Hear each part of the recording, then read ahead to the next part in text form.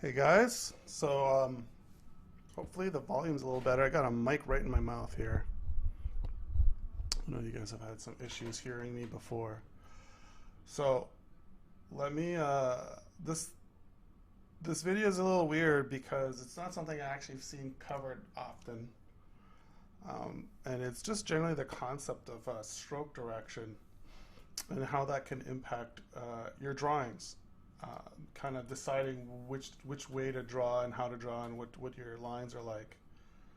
Um, so why cover this? Well, I actually recently discovered that I've actually draw things a little better going in one way than I do in another for certain kinds of things. And I'll just show you most notably what that is. I recently kind of feel that if I when I'm drawing this whole like anime face, I'm sure you've seen a million times. Let me get another inker here, another layer. Um, and then if I go down here, initially a lot of the times I'd want to. You're gonna have to forgive me. I just picked up the pen this minute, so I'm not warmed up for inking. I'd go down the jawline here and then do this. Uh, but I've discovered that actually, if I start here and then I go up, I get a stronger. Oh, God damn it! Don't undo layers. That I get the results I want a lot better. Um, and really, it has to do with this line here, this termination point. And I'll explain it in a second here.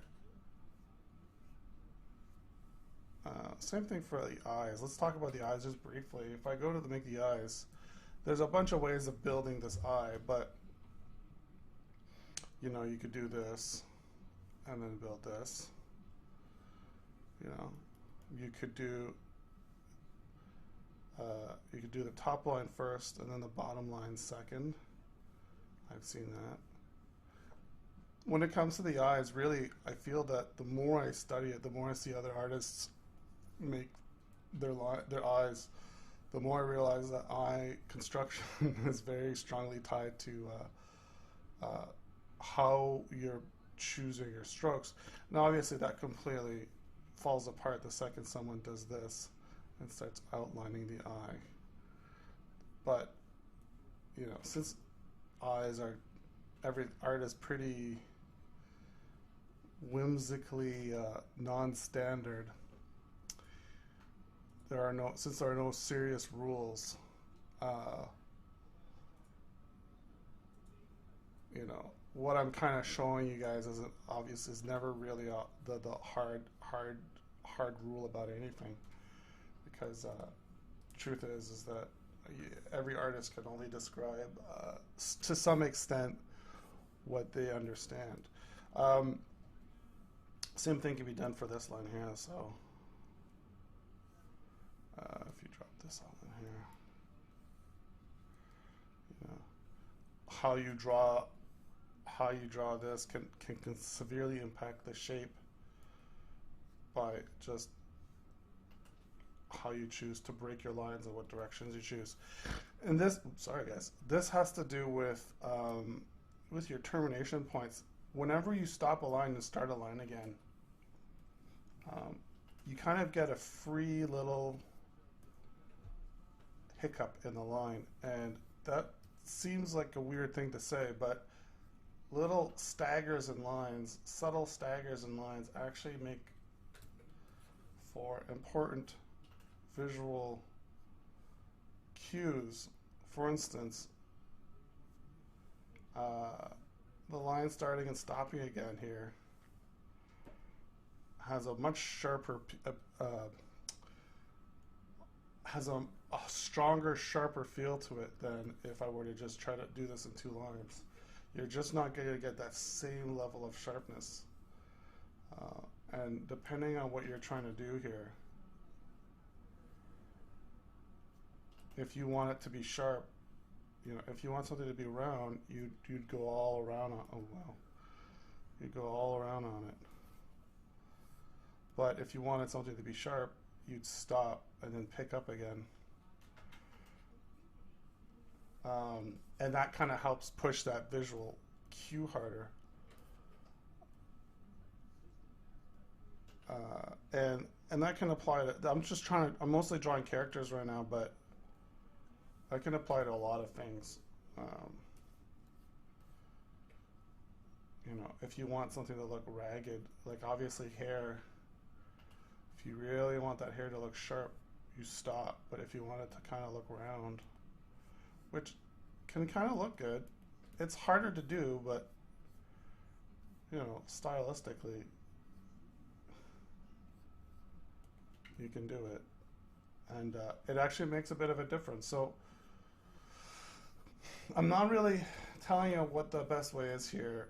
I don't think there is one, but I do feel that it is worth your time to investigate this while you're drawing. Like, hey, when I draw this way, I get a better result. You know, like these noses here, these anime noses, man. I find that if I draw the line from the bottom up for the shadow, I like the results more than if I do this, than if I go from the other way. I overshoot it, or I just don't get it the way I want it. But if I do it from the bottom up, it works better for me. And if you have strong brushes, brushes with strong effects on them like these do, because if you use some of my brushes, you know that some of them can be a little unruly, but they're really meant to just capture more expression out of the brush.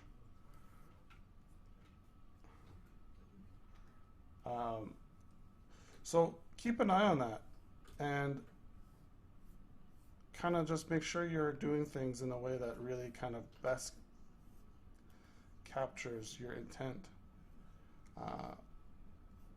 Sometimes a big ass long stroke is what you want, sometimes little tiny strokes.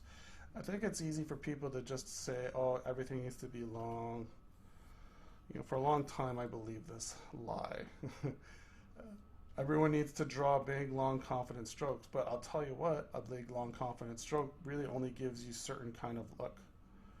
And some artists have completely look like they have big, long, confident strokes, and they draw in little tiny segments because their sketches are done very well, and their inks don't need that. There are some very good artists that build up their lines like this. They're very good. They're very talented. They don't control Z a lot. They don't undo because their sketch is good and they're building up their line, and there's really no screwing up to do. So you have to decide, you know, what's more important to you when you're drawing. Following some sort of rule that you heard that's important, that no one's really going to judge you on ever. And if you do enter the animation industry, to be quite honest, everything's so digital now and everything's so easy to fix that a big, long, confident stroke out of a pencil is no longer really a thing I see that's important. And I can do those. I have to actually kind of change my it takes a longer time for me to get to that. You know, and I actually have to change how I'm holding my pen to get there. You know, using your elbow and all that junk. And I think it's worth totally investigating it to get to the point where you can do a confident line. But I don't know if it's worth beating yourself over it just to get to that, when the only thing that really matters is results. And you're gonna hear things, and you're gonna hear people talk about things, and you know, I don't know. For a long time, a lot of dumb shit got put in my head from other artists who didn't know what the hell they were talking about. And oftentimes I just assumed things and then made that a rule. And that just comes from romanticizing art. But really, there's a point where you need to kind of stop doing that and kind of take art, grab art by the balls, and seriously do something with it, and not just kind of live your life based on what people think you should be doing with it. So if you think your art's too stiff and you need long, confident lines, you know, and I've worked on this, and sometimes I get good results, and sometimes I go back to being stiff. Sometimes it's just about the material. Sometimes you're drawing characters that are just stiffly designed with stories that are stiffly expressed, and that if you just change the characters or change the designs, there's a certain freedom to that. And that, wow, this is why you don't ink a non-finished drawing. Sometimes you can get away with it, but I actually don't know what this is supposed to be, so it's gonna have so many little errors, and I'll be fixing it in the ink phase. So yeah, let's do this. So yeah, look at how you're building your lines, and really even consider the fact that the direction that you start from can mean a big difference. You know, drawing from up to down, down to up, how that affects what you're doing. And that isn't to say that this is something you need to do. There are artists I know who work on this kind of, they're mostly painters, and all they need is a good, nice, proper silhouette, and their line quality isn't very good. Because what they need out of us under a sketch or a drawing is accuracy, a generic accuracy across the whole image, not accuracy, a per line accuracy.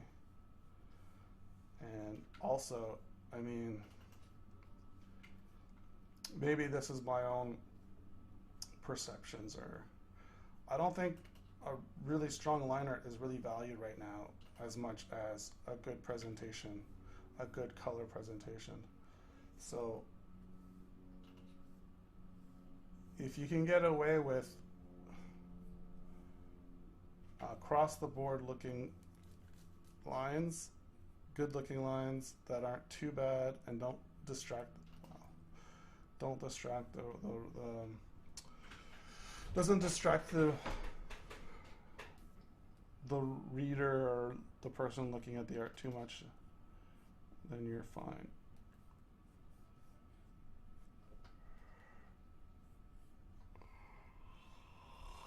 Oh wow, I'm a little tired. Okay, so that's about it. I know it's a little flu and not very specific, guys, but you know, I've seen people do it like this, and I just feel that as soon as I draw it like this, I get that edge I really want on this just jawline. Well, that's a little strong, but let me do that again.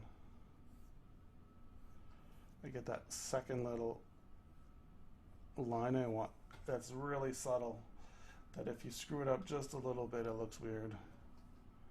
Hyper accurate minutia detail to illustrations. So hopefully that helps you guys. Maybe this is something that was holding you back, or that kept giving you worse results. So hopefully that helps you guys. All right, thanks. Take care, man.